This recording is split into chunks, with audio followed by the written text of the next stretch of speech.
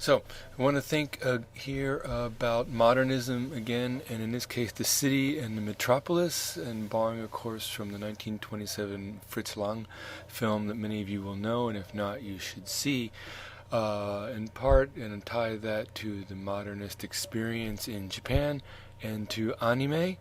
And of course, anime is animated film, cartoon sort of film that covers a wide range of topics. I want to look most closely at those that are dealing with images of the city and modernism and a sci-fi aspect and more. So just a couple, the Fritz Lang film Metropolis sets some thematic images that show up over and over again throughout Japanese animated histories. And so these are the original posters.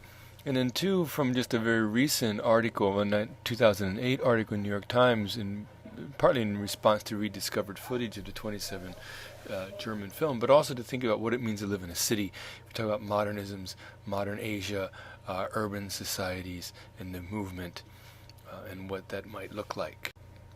And also to remind us here of the way it flows, that not just modernism and metropolis styles of living that come from Europe, but also the ways that these are configured and thought about in Japan, in China, have also influenced the ways that we think about them in the West. So a German film like Metropolis goes to Asia, but also comes back to us in the forms of other animated films.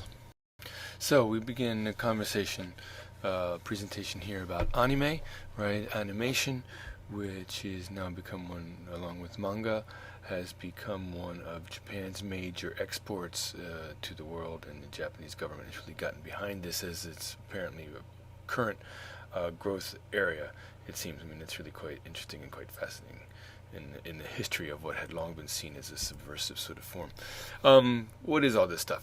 And I'm going to give you a couple things here. I'm going to give you a little bit of background you can talk about, give you some history, some things you could present to other people and in classes, as well as to link it thematically to one thing in particular, which is the imagery of the metropolis and the way that the city has shown up. I should say that animation and manga, there are animated films, there is manga, comic books on any and every conceivable topic, from how-to manuals, from histories of economy. Pornography is a huge sub-theme, sub-area of this media. So literally, truly, everything and anything is possible and has been represented in this form. It's wide-ranging. Anime is the Japanese word, shortened forward borrowed from the English animation, right? It's used in Japan to refer to animation in general, whereas in the English, there are now many animated films and all sorts of topics. The Japanese material is what we most often think of, I think. Traditionally, hand-drawn cells, but I think that the shift from celluloid film to digital film, hand-drawn cells to digital computer-drawn cells has now become the standard. Subjects are wide-ranging, and motion pictures, television, literature, and the whole bit. Anime, is an animated version of manga. Manga as caricatures, which is also cartoon books, right? Which is also a long history in Japanese culture. Here I just take you to the Wikipedia site because it's convenient and as good a place to start as any, and lots of information that you want to get there. Here again, another way to write the characters. And then just to think through here, just to give you a sense of some of what's going on and how this can look. This is a very traditional Sazai-san, one of the most famous long-running, but from the 40s on into the 80s and 90s series, later became a TV series in Japan. It's a great fun, great window into what's happening in Japan. This refers to kamishibai, whereas someone is telling a story. Sazai-san, the manga you see here, is depicting street storytellers, especially popular after the war, telling stories with paper, right? That's the kami. Shibai is drama. So these sort of paper dramas that drew people and often advertising sorts of things in the streets at the time. That's one, right? And there's more here. This takes to another one. This is very early sort of caricatures, films, manga magazines in Japan from early on, of which there are many and lots. And sense of the reading, a picture of someone reading. What's not here is the number of contemporary, many contemporary film manga that are out there. But also manga is interesting because of its history, right? These characters go way back, and this is the Heian period, which is 11th century, 12th century, right? Caricatures a long scroll, viewed as a scroll, a story told through the actions of animals, the Chojugiga. That is perhaps one of the earliest manga. Who knows? It's a bit of a stretch to say this and a bit convenient, but it is provocative nonetheless to think about this. I don't think these are so much manga as just an imaginative storytelling by line drawings of pictures. But there is a very Japanese tradition that's being represented here, one that you know from, say, Hokusai, and both of these, the very famous waves, in the woodblock prints from the 18th century. And then the sort of characters on the right that come from an ancient Chinese story, right? A guy with short legs and extremely long arms, a guy with extremely short arms and extremely long legs, and they get together, and voila, you have this sort of the basis for a wide range of fascinating stories, right? But just to think of this sort of caricature manga type of narration. Also, Hokusai, again, Hokusai now, as you know, is very famous. This is depiction of how to do dance steps, and this is what these are all the ones that, this is the bad form, this is what not to do, that's all the things on his face. My point being that forever and ever this sort of one of my points being that forever and ever this sort of caricature has been not stuff for kids, has been serious media, has been used for serious high culture things as well as low, unlike our tradition, which is not changing due in large part to the Japanese tradition. But it's easy to remember that or it's easy to think that manga is for kids in the way that cartoons in the United States have traditionally been for kids, say. Let's go back to anime. Early days, again, one of the points to remember here is the way that these things flow. It's not like stuff started in Japan and came to the United States. It's not like Walt Disney started and went to Japan. They were all popping up at the same time. Right, cartoons, I showed you the picture from Wikipedia, that the sort of caricatures that were very much a part of standard highbrow Japanese journalism in the 19th century. Right, in 1914, there's this Japanese experiment with animation. The results did not look as good, and wasn't as good. The United States cultural industries were further ahead of this at that point. With figures like Walt Disney, Snow White and the Seven Dwarfs, Steamboat Willie. I mean, these had huge impacts on the major animation characters in Japan, the creators in Japan, as did the Fleischer brothers with Popeye and Superman, etc. There's a number of reasons why it took a while to pick up. But what is interesting, given that there was initial reluctance, that there was an initial isolationism, that there was an initial sort of cartoons in the West, Walt Disney in the West, did not seem like the same tradition as the animated or caricatures that I showed you earlier in Japan. It took a while for those things to come together. And this is the guy who did it. Osamu Tezuka, and I have the link here to his page again, just because Wikipedia has become a good place to start. But you get his years, 1928 to 1989. There's a much better picture of him and some of the things that he was involved with. And like many, of his generation, did a number of things in much of his life, because it was punctuated by the war, really was about just survival. So he was a factory worker, he was an aspiring doctor, he was inspired by Disney, the Fleischer brothers as a child, and indeed there's much discussion, if you go looking into Tezuka Osamu, that the Lion King story apparently was a Tezuka story to begin with, and I think there's a lot of credence to this, to say that Walt Disney basically stole the idea and made it big. He worked with the major animators, he worked with the major industries in Japan. Among these, New Treasure Island, and then Astro Boy in 1963 was his huge hit, and perhaps the signature series that we have for him that went on to be film and TV series and all that sort of stuff. There are 3 different versions of Astro Boy. And one wonders, what are some of these differences? But there's quite a lot. He's the central figure in all this. And this is Astro Boy here, and a hint. And one of the points here, in 1963, one of the thinking about robotics in future and science fiction, which is a major theme of animation, and has been recently. Another reason why Tezuka is a central figure and what it means, the human-machine interface, which I'll come back to, that seems to be focused on the metropolis and the city in modernism. What does it mean to be human? Right. So this is a very signature, very early illustration of his. And so you get some more information here. Disney's Bambi, for example, which may be one explanation, which seems to be a convincing explanation for the big eyes, which has now become sort of a standard palette, a way of just part of the signature features of much animation. Is clearly, it seems to me, traceable back to Walt Disney's treatment of animals too. The large heads and expressive faces that we still see today, and they're sort of standard. Not because it looks like anything, not because they're trying to be Western, not because they're trying to be strange, it's just because that has become an accepted way of depicting these things. Right?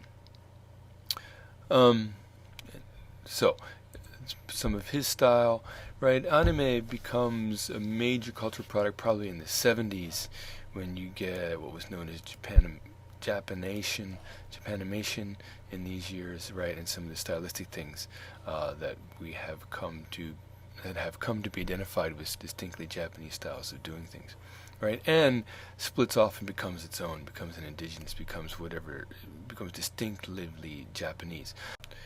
Talk about mecha, which are is short for mechanical, in which machines become like humans. Again, there's so much science fiction in animation that it's a provocative question of just exactly what's going on. But as a dominant theme, and what is the divide between human and machine? This is more than a Wizard of Oz sort of fascination. Right? There's much more to it as a way to imagine, perhaps, the future. Conventional plots and characterizations, it really seems not limited to, but a bulk of it seems to be focused on adolescence. Basic melodramas, there are many, the majority seem to be set in middle and high schools, right? Subtle variations. There are real questions about reading styles and why do people read? What are they reading for? How do they read? There's all this sort of stuff comes into play as well.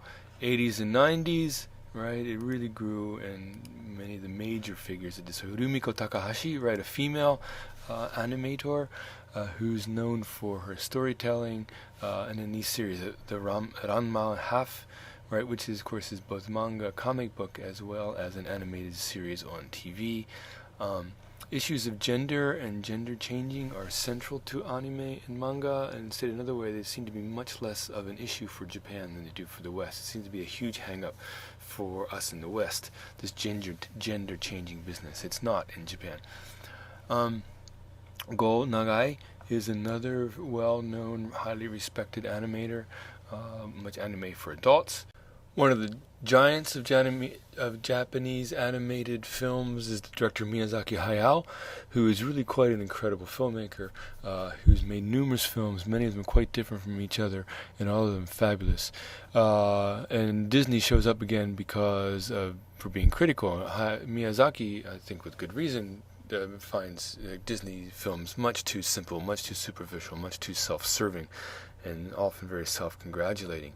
And one way to think about this is the Disney way of dealing with animals is to make them always into cute and goofy, totally comical creatures, whereas Miyazaki and many in the Japanese context are dealing with animals that are real, sometimes sinister, they're animal-like, sometimes scary. Further, Miyazaki really emphasizes realistic movement and human emotion, but he's also very complicated for the ways that he is thinking. As a Japanese, in many cases, his storylines would on the surface of it be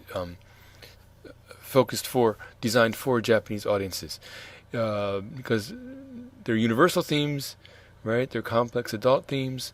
The relationship of humanity with nature and technology, but the way that it's set in sort of shamanistic and Japanese mythological traditions, sets it apart, and there's many points at which it's not always obvious what he's doing that one can get back to and see later. There are certainly issues of he's a committed pacifist, and that shows up very often in nonviolence. And again, this is consistent with many of cultural products of Japan in the 20th century for reasons that I think that are immediately obvious. He's also known for his plucky, perky, independent women characters, which happens quite a lot. These films are amazing.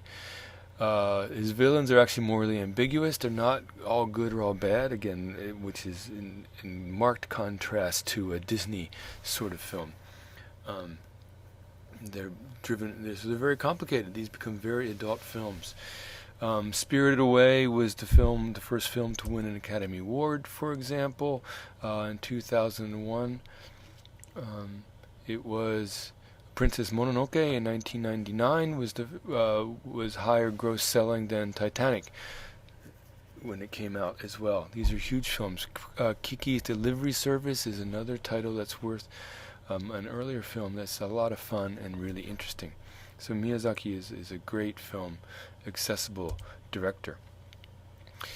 I'm going to talk a number of these two films, then I'll come back to, I'll introduce briefly here and we can talk about later, is that had a huge influence on 2 points. One is this issue of the metropolis that I've been talking about, and secondly on the what anime is talking about, anime and manga are dealing with, the issues are dealing with. One of these is Akira.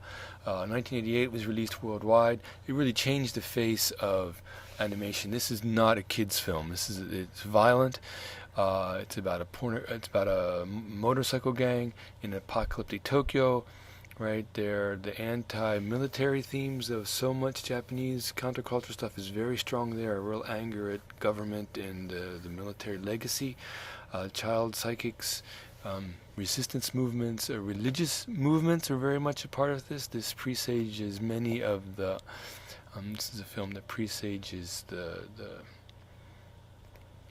Let's try that again. The religious themes are very strong and reflects the ambiguities and things that are taking place in Japan and on new religions. Sarin gas, for example, the poisoning of the subway that comes out that was perpetrated by one of the religious movements seems to be presaged by this movie, though all of which came before that. It's apocalyptic and it deals with radioactivity, and it's also about man and machines. It starts out with boys on motorcycles and ends up with boys growing into robots. I mean, it's a troubling and profound and sophisticated look, the exploration of these issues. Another one that's often talked about is this series Ghost in the Shell. Ghost in the Shell, which like Akira starts out as a manga. There's a comic book version. It's made into movies. It's also made in their TV series that comes out of it. So there's all sorts of iterations of it. Incidentally, Akira is reputed to be showing up as a live action film here before too long. Ghost in the Shell, there are two versions that are interesting to contrast, 1995, 2005. The first hand-drawn cells, the second by computer graphics. But this is a film that takes seriously and asks hard questions about a mechanized, robotic-sized society. And this is one of the things I want to get to, that Japanese anime has done for a long time what few other traditions were willing to do, is ask really hard and sophisticated questions, science fiction questions, in film. And that had not been done, and they were very strong in how they did this. Just to bring this to a close, I'm focusing on these two films, Akira and then Ghost in the Shell, of which there are two of them, as sophisticated interactions with questions of humanity and machine and science fiction and what it means to live in a contemporary world, and then overlaps to the view of the metropolis.